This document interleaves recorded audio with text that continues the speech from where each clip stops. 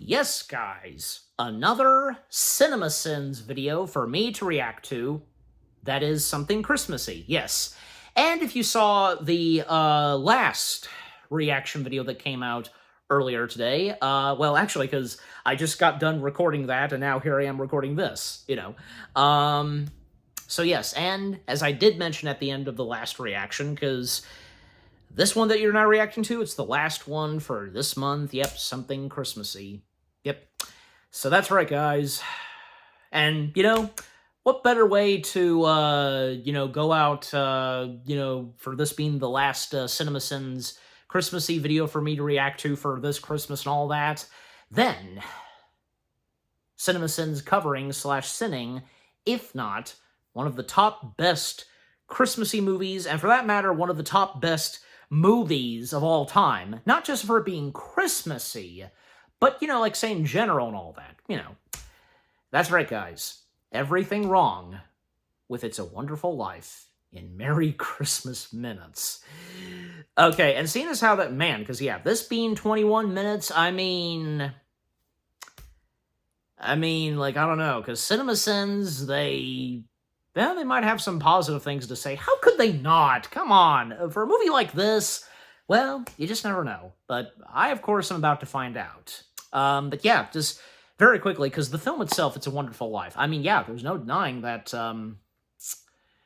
this movie itself, in general, is just, it's a masterpiece.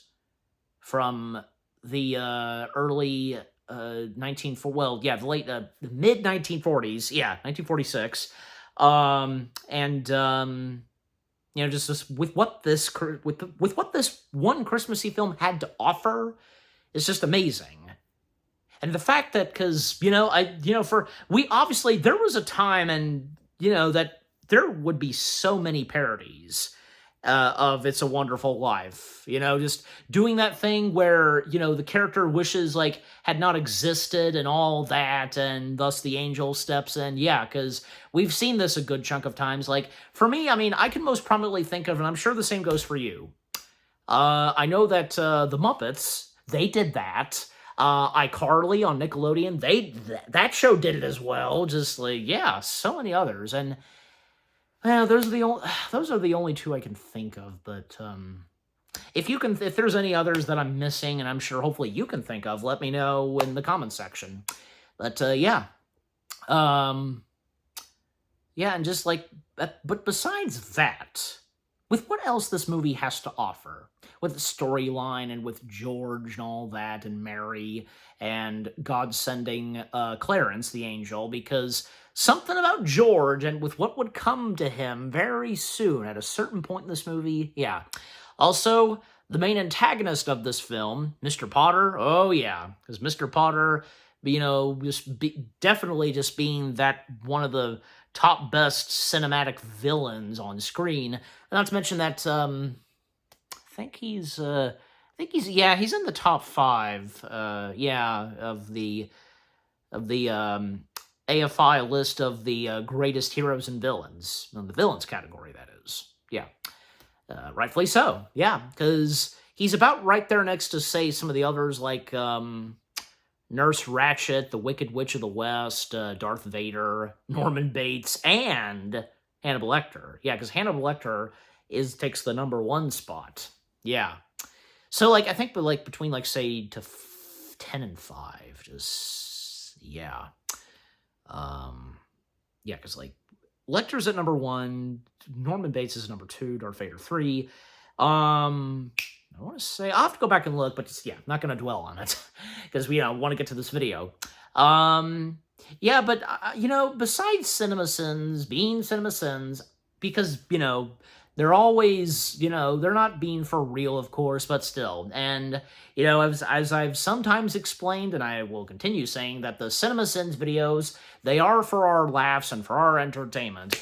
And, come to think of it, I actually didn't mention that in the last CinemaSins video. And maybe I have before, but God, I lost track, so. But anyways.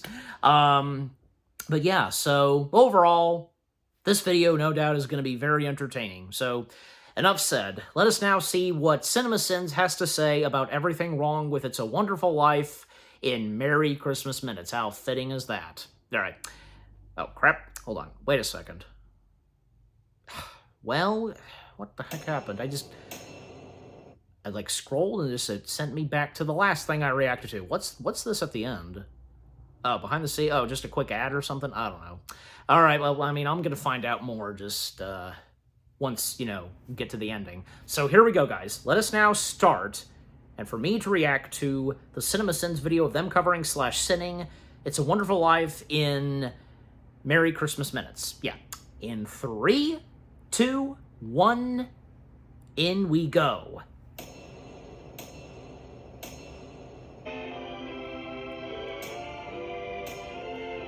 19 minutes or less, yeah. Even in 1946, this is an opening your movie as a book cliche. Also, a full minute of opening credits. Maybe someday in the future, studios will realize it's better to get right into the story and put all this stuff at the end. Good thing they'd never then replace it with something just as useless to the story, like, I don't know, logos. In the not-too-distant future, next Sunday, AD. Looks like we'll have to send someone down. I mean, after all, nearly the entire town is praying for George. Normally, we'd just ignore it and lock him in misery. But then the people had to go and pray for him and stuff. You damn it! It's that clockmaker's turn again. Oh, Clarence hasn't got his wings yet, has he? Clarence has apparently tried and failed to get his wings for 200 years. Even after working his way through life, a faithful person good enough to get into heaven, he still has to perform one more task to get his wings. Nothing is ever good enough. It's graduate school for church. Also, doesn't it make you feel all warm and fuzzy that in your time of great need, you might get a clockmaker who's failed for 200 years to get his wings? He's got the IQ of a rabbit. Yes, but he's got the faith of a child. I could easily give him more intelligence, but then he'd stop believing in me. At exactly 10:45 p.m. Earth time. You hear that, Australia? It might be 11:45 a.m. where you're at, but be sure to wind those clocks back 13 hours. You're on Earth time now, bitches. Sir, if I should accomplish this mission, might I perhaps win my wing? What's that book you've got there? God doesn't answer the question right away. I mean, yeah, he does tell Clarence he'll get his wings, but his deflection makes me wonder if the heaven depicted here is a sneaky Twilight Zone hell, where you get promised your wings and then God moves the goalposts. Sit down. Sit down? Cosmic Clarence would be stellar at CinemaSins. See the time? Where? I don't see a thing. Oh, I forgot you haven't got your wings yet. Do you normally show a non-wing person a vision and forget they don't have their wings? And I'm really beginning to wonder what the big deal is with having wings, other than being able to spy on unsuspecting people. That's the only power we're told about wings in this entire movie. Harry falls into the ice, and God bless these old movies. He clearly gets stopped before he sinks too deeply, but the movie doesn't cut away quick enough. No ice that close to running water should be thick enough to support someone on top of it. Even a kid lying down, you would need to grab a long branch to save them. In the real version of this, every one of these kids dies tragically of hypothermia, and the movie is over in 5 minutes flat. Why does that sound so appealing to me? Forming a gate with your best friends while walking down a road. That's Henry F. Potter. He's one of the more famous American no-match potters. I wish I had $1 million. Whom would be the main villain? Hot dog. Believing in things. I like it. You like every boy. Grade school slut shaming. Is this the year you can't hear on? George Bailey, I'll love you till the day I die. I have bad hearing, and one ear worse than the other, but if you lean in that close and confess your undying love, I'm gonna notice. His good ear is about as close to her as his bad. And I'm gonna have a couple of harems, and maybe 3 or 4 wives. I wonder how you can have competing harems. Is one harem for making love, and the other harem is for all the nasty the other harem won't do? Taking advice from cigarette ads. Man, the 40s were the tits. Look at the bottle you took the powder from. It's poison, I tell you, it's poison. I've been drunk before, but I'm not sure I've been taste poison to make sure it's poison drunk. Is that how pharmacists got their licenses back then? They became sommeliers for drugs? Yeah, I don't suppose you like this old second-hand job, would you? George aspires to have multiple harems, so I'm assuming that he not only likes second-hand jobs, but also probably hundred-hand jobs. I don't want to spend the rest of my wonderful life cataloging the vast amount of continuity errors in this movie, but scenes like this, where this woman walks by the car twice and is seen often in other parts of the scene, and Ernie ducks into his cab only to be shown seconds later still leaning out, are commonplace here in Bedford Falls. Which means either there's a glitch in the Matrix, or they didn't have continuity departments in 1946. Either way, here's 15 sins to save my sanity. Annie, my sweetie, Oh, come on! Annie, I'm in love with you. There's a moon outside. This is all kinds of ists. Oh, I had another tussle with Potter today. I thought when we put him on the board of directors, he'd ease up. Well, I was hoping they wouldn't be that harsh, but... You thought putting Potter on the board of directors would make him ease up on you? Also, how is it that the unfeeling Potter, the Ebenezer Scrooge of this tale, has been held back from crushing the building and loan for decades? The business requires his money to stay afloat, and he can pull the plug at any time. But because Peter Bailey is so incredibly persuasive, he's been able to hold Potter back when he's clearly ruthless and has no soul. Oh, he's a sick man. Frustrated, sick in his mind, sick in his soul, if he has one. Someone has been reading my fan mail. Oh, if you want a shock, I think you're a great guy. There's a reason this movie has stood the test of time, and that reason's name is Jimmy Stewart. He somehow takes the sentimentality and cheese and turns it into a big old plate of sincerity. I knew I'd have to give this sin off eventually. Might as well get it out of the way now. Yes, thank you. Yeah, but wouldn't building a retractable basketball floor be more expensive than constructing a building with a pool in it? I mean, look at this thing. The gym is huge enough to host a full-on Charleston dance. George Bailey is also in the list of the greatest heroes and villains of AFI. Forgot to mention that. George Bailey is dancing right over that crack. I've got the key. Who is this foul tempter? Why does he care so much? And where did he even get the key? If he wants this pool open, why not just do it himself? And what's his problem? Yeah, movie's got a movie and all, but are you telling me they wouldn't feel the sudden inertia of the ground starting to move under their feet? This George and Mary almost fall into the pool scene is amusing, but the entire Bedford Falls high school class of 1928 are dicks for not warning them about this. So why did the gym floors stop opening? Could it be because you wanted a shot of people jumping in on both sides to stay in frame more than you wanted it to reflect reality? You can admit it to me. I won't tell anyone. I promise. These two vandals want to join the fun so much they do it twice. I had to knock out 3 people to get this stuff. Well, I guess the So takes in and the how locker it's room, there was a done, football so... uniform and a robe right next to each other. Besides, I'm not sure I'm buying this mad dash to the locker room to get dry clothes. Did everybody get out of the pool at the same time? Did someone yell, "Hey, you want dry clothes? Go to the locker room. First come, first serve," and everybody went ballistic? Too young or too old? Hold on. Just right. This is the creepiest game of Goldilocks I've ever heard. No, you see, you make a wish and then try and break some glass. But I thought you could make a wish on that mystery flame box you've wished for $1 million on twice. Why smash a window of a house that the woman you like says she loves? Why don't you kiss her instead of tongue her to death? Ah, the days before internet porn. Hey, I catch. What am I doing? This is a very interesting How dare you situation. say that word in this movie, when talking about this movie? I'm genuinely asking, is it comedy between friends? Is it sexual harassment? Is it somewhere in between? My woke-a-meter is broken, and I need a ruler. This is my last chance. Uncle Billy here. He's your man. But George, they'll vote with Potter otherwise. So you're saying that the board would go with the original motion to close the building and loan, something that George was totally okay with before this dude came out and said the board wanted to keep the business open? Or is he saying that Potter would assume control of the building and loan, which also wouldn't make sense considering he hates it? But he gave his school money to his brother Harry and sent him to college. We now return you to your regularly scheduled Angel's position. My father just fell in love with him. You did too. Yeah, but he has sex with me more. Georgie, have you gone crazy? Why, walk in the grass in my bare feet. Geez, where did this sudden overly interactive crowd come from? You're telling me dozens of people gathered around in just a few seconds to force laughter at what is clearly an unfunny situation? What is this, a Big Bang Theory taping? He's making violent love to me, Mother. Damn. I mean, I know making violent love meant something else in 1946, but it's 2019 and I need a second to recover from the thought of a BDSM Donna Reed. In fact, I may need several seconds. George, do you remember that night in Martini's bar when you told me you'd read someplace about making plastics out of soybeans? I'd like to point out that the timeline has us around 1932 at this point, based on Harry's graduation in 1928 and 4 years at school, meaning it's been illegal to sell or drink alcohol for over a decade. So either Martini's bar was a juice bar for this meeting, or these two are known criminals. I'm not sure which it is, but here's a sin for prohibition in general. He says it's the chance of a lifetime. Drop calls. Now, you listen to me. I don't want any plastic. I don't want any ground floors.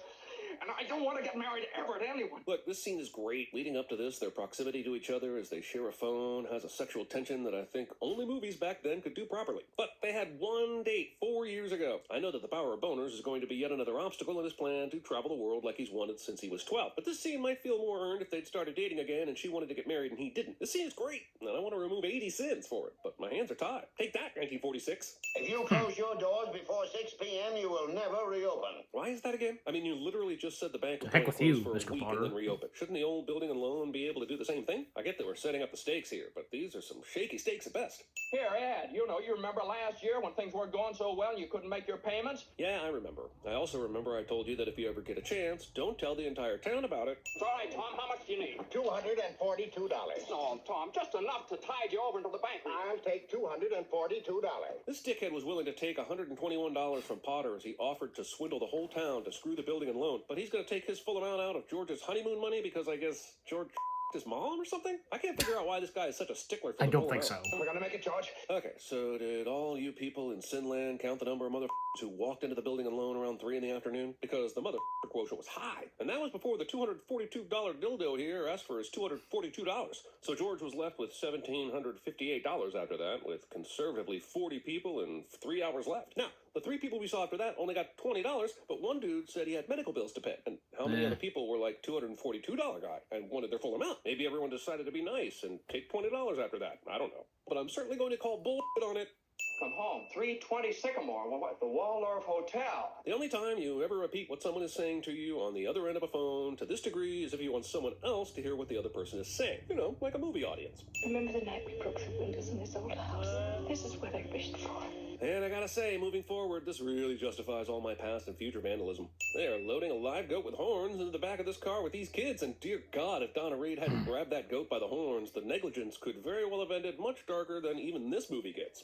Bread, that this house may never know hunger. Oh, and don't you know? If you bury this bread in the backyard, it'll grow more bread. And as long as you take care of your bread crop, you'll never be wanting. Then came a war. No one will be seated during the here's what every single character in the entire movie was doing during the war portion of the film. Sam Wainwright made a fortune in plastic hoods for planes. But he couldn't afford a real factory, so he conducted all the meetings next to a blue screen. I was going to point that out. About Harry Bailey has I think nothing I to actually do with forgot Harry about at all. that. It has something to do with It's been a while mining since and I've seen this decision movie handed down by a anyways. judge. No, it's not any way to treat a war hero. You, dude, the banner is already made. It's got the name spelled right. It's not even a hard name to spell. Movie doesn't take time to I'm not explain this tired, magic but wreath. George throws it onto the table, eventually I will only be. to have it magically appear back on his arm. Later I know I this said I wasn't going to highlight every continuity error, but it's a magic wreath. 8,000. $8,000, really? Here comes the $8,000 thing in That this stack movie. seems to be mostly fives, and I doubt there's more than 30 bills there. There's no way that wad of cash is more than $1,000, let alone 8,000. Someone call the bank examiner. Oh, wait. Also, are we supposed to believe he's recounting by rifling through it? No one can assess the value of cascading bills that quickly. Who is he? Make it rain, man? Well, aren't you going to make a deposit? Oh, sure I am. Well, then it's usually customary to bring the money with you. This is kind of on George, though, right? I mean, nepotism is one thing, but putting your clearly forgetful uncle in charge of running the deposits is another thing completely. I've seen this movie a lot of times, but I never noticed Uncle Billy's Dr. Doolittle office before, and a squirrel comes to comfort him. What the hell is this scene? Oh, she's Well. got cold. She's in bed. Caught it coming home from school. They gave her a flower for a prize, and she didn't want to crush it, so she didn't button up her coat. All this time, science has been searching for a cure for the common cold, and we just needed to button our coats. Lazy scientists, the answer's been here the whole time. Here it comes. James Stewart in Frank Capra's The Room. I'm in trouble, Mr. Potter. Look, desperate times require desperate Are we gonna measures, see that in the but I audio still find it outtake hard to / after believe that credits? George asked Mr. Potter I'm for a so bill. angry. I'm not a praying man. There are probably millions of people more desperate than even George We'll is see. who are praying right now, who are praying people. But this one will be answered. And considering that it's Clarence's turn to perform a miracle, I'm assuming that they don't have scores of people in the Sturdy Wings program who can take care of the other people out there that might need some help. Bailey? Which Bailey? The guy George tongue-lashed over the phone because his wife is a terrible teacher or something just happens to be at the bar at the same time. He gone. No worry. His name is Welsh. He no come into my place no more. Even though Martini doesn't know the whole story, Yeah, they all got he George's raped that dude's back, wife over you the know. phone. It's really hard not to be on Team Welch here, no? They won't tolerate with someone who Drinking and driving. does that to George, right? This works. Also, they survived this. You, if I were driving, you try to say. Oh, it's no. Clarence. This is the He's an guy that's been able angel. to get his wings for 200 years because he's so very stupid. Maybe he's learned a thing or two, but I find it hard to believe that this guy hasn't earned his wings yet. I actually wouldn't mind seeing the terrible misadventures of Clarence and the elusive wings someday, just so we can see how he's messed this up for so long. AS2. What's that AS2? Angel, second class. Wouldn't Angel Second Class be ASC? Or maybe just A2? What does AS2 stand for? Angel Second 2? You've got your wish.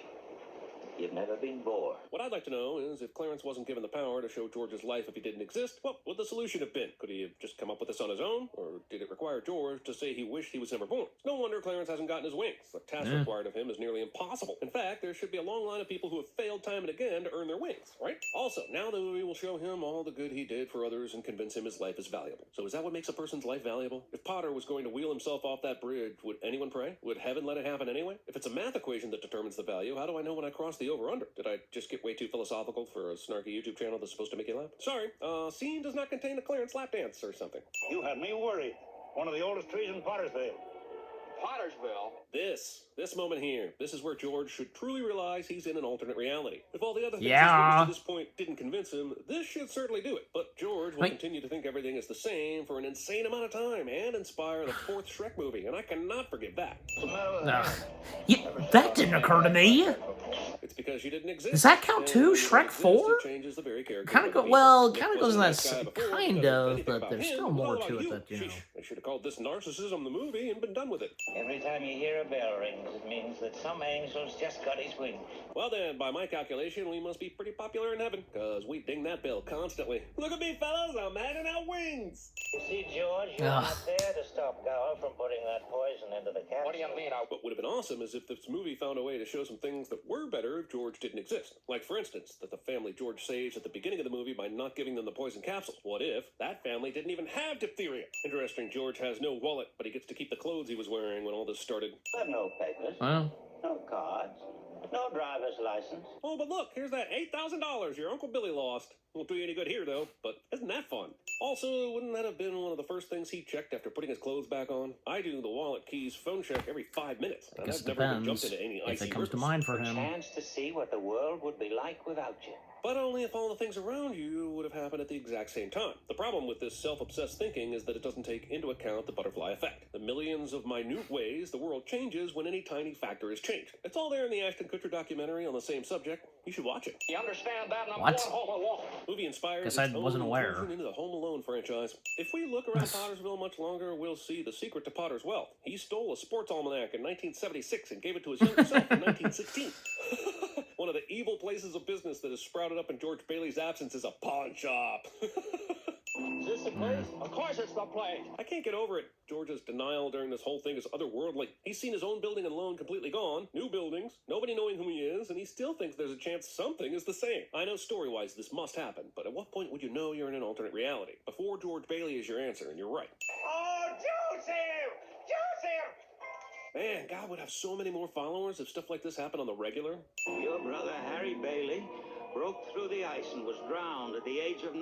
See, this is what I'm talking about. Why would Harry have even been at that ice slide? Would he have been friends with a non-existent older brother's friends? Would they have picked the same spot on the same day without George's input? Would he have even tried to go as fast or as far without his older brother bullying him as a scare baby? For all we know, Harry might have grown up with more opportunities and in a family with more resources and one less mouth to feed. Every man in that transport died. Harry wasn't there to save them. Yeah, assuming that the war itself carried out the exact same way as it did when George existed. Oh, so I'm no fun now? You think I'm ruining this movie? It's 73 years old. It's had a pretty good life. You see, George, you really had a wonderful life. Roll Zuzu's pedals. You're not going to like it, George. Zuzu's pedals? She's an old maid. She never married. Oh, the humanity. Can you imagine anything more tragic than a woman who never married? God save us all from this apocalypse, for we are surely doomed. Also, if that was her choice, then so be it. But we're talking Donna Reed here. The idea that she didn't have a ton of suitors and no George Bailey to compare them all to makes it sound like George was the only ideal man she could ever marry, and other guys took a look at her and said, smart, nice, and beautiful, ew. There must be some easier way for me to get my wings. There isn't. Mary! Well, there is. Though by all accounts, It'll she's come got a good later. job, seems well put together, and gets to hang out around books all day. It's quite possible Mary is better off without you, George, despite what the movie is trying to tell us. Also, she's really the hero here, right? She's the one who stays kind and patient, offers the honeymoon money to keep the building and loan open, and rallies friends and family to save the day, Yeah. all while fixing up an old house and parenting 4 kids. Yeah, you've got a wonderful life, George, but it's much more because of Mary than you. Stand back! Bert turned from humble, friendly neighborhood cop to one that shoots into a crowded street because some random guy punched him in the Yeah. face. How's all this on George? Merry Christmas, you wonderful old building and lawn! Okay, good. You If I'm didn't honest, I kinda talk wonder about if anything I'd what comes after that. Where's your You know? mother? We're looking for you. Either Mary left the kids in this house alone, or she enlisted the bank examiner, the DA, and all the other guys here to babysit. Or the kids just left these guys in the house, no questions asked. All this time, you were watching the biopic of the first successful Kickstarter campaign, and now you know the rest of the story. It's from London. Oh. Mr. Gower cabled you need cash. Stop. My office instructed to advance you up to $25,000. Stop. Hee-haw and Merry Christmas, Sam Wainwright. This, To my big brother George, the richest man in town. and this, gets me every time. Every single time. Look, Daddy, teacher said Great. every time a bell rings, an angel gets his wings. what does she know? She let you run out in the cold, and her husband is a dick too. You had to be negative about that? It's like we're hell or something. No, it's Hill Valley, although I can't imagine hell being much worse. Attention, cinema. Good comparison. I didn't think we were supposed to copy the Sincast when we did this. We're trying to talk about BTS podcast. Sincast is a podcast. I was just trying to do my own thing. Yeah, Aaron is just giving it his own pizzazz. First, that is the same terrible Jeremy impersonation, and we all agree that it would never go beyond these walls. And second, did you just say pizzazz? Focus. We need to talk about Behind the Sins. It's our podcast. We want people to know about it. I'm sorry, I wasn't listening, because I'm still trying to get over I wonder Jonathan if I've heard saying of that. pizzazz. Am I? Although considering our podcast is really on point, The maybe podcast this is thing. perfect. What would you say our podcast is 90% bunny trail? Its purpose is to go behind the scenes, or behind the sins, of the Cinema Sins universe. You wonder, why was that sin that way? Why did they do this? Well, we're answering those questions. Which sins did we mess up? None of them. Which sins were amazing? Sure. All of them.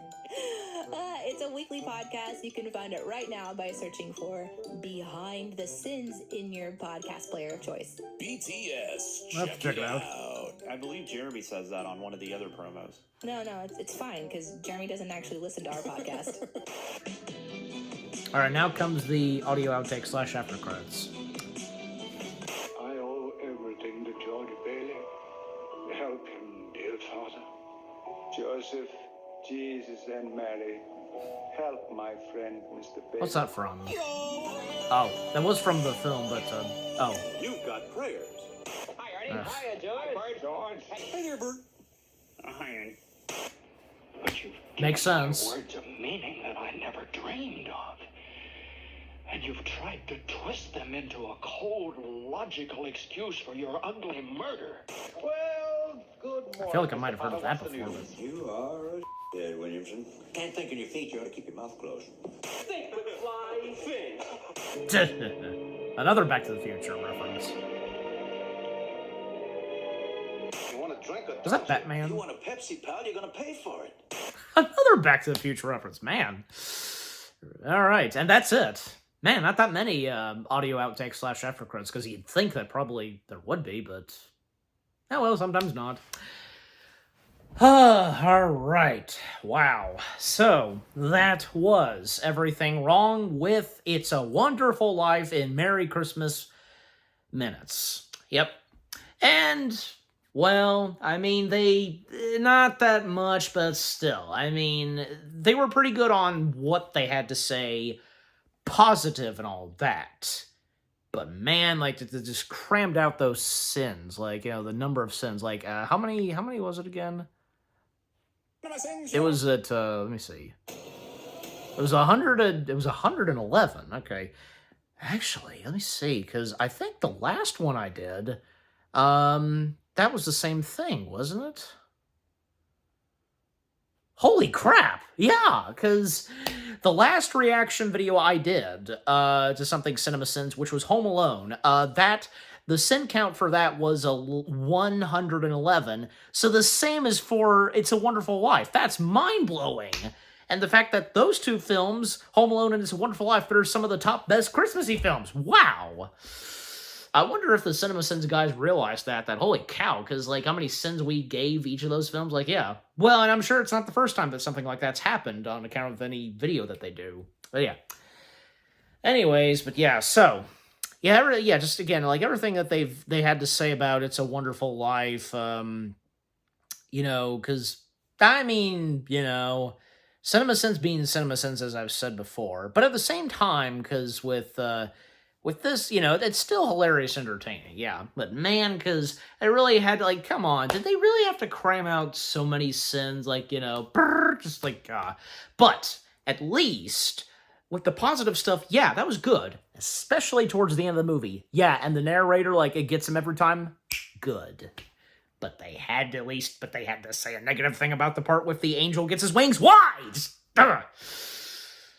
but, you know, again, these Cinema Sins videos are not legit.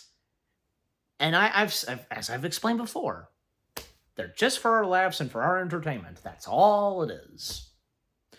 Seriously. when by this point could we really take CinemaSins serious? Granted, yes, because some stuff they point out, but anyways, but yeah, so just the stuff that they pointed out, for instance, because I mean, sure, yeah, some of the details they talked about and such, and true, like why didn't this and so happen? But at the same time, like. As if that stuff, even if it's something very small and such, like, is it really a bother? Just, and coming from a movie that's so fantastic, it's a masterpiece. This one in particularly, yeah. But yeah, just like everything that they pointed out. Yeah, say what you will, but at least the positive stuff was good. Yeah. But again, it was hilarious. It was funny, of course, and entertaining. And yeah, and I thought I was expecting that there was probably going to be a good majority of the audio outtake / after credits, but not that much. I guess. Well, I probably talked about this before. I guess it just depends on what they can come up with for the audio outtake / after credits when it comes to them doing that in their videos. Yeah, but despite what they said about It's a Wonderful Life in their video, and obviously, because, if I said this earlier, yeah, they have mad respect for a great movie like this one, and yeah, because despite some of the stuff that, yeah, the goofs and all that, that doesn't stop the fact that this movie is such a masterpiece. It totally is. The top best Christmassy film, and, a great movie masterpiece in general. Not just for it being Christmassy. Yeah.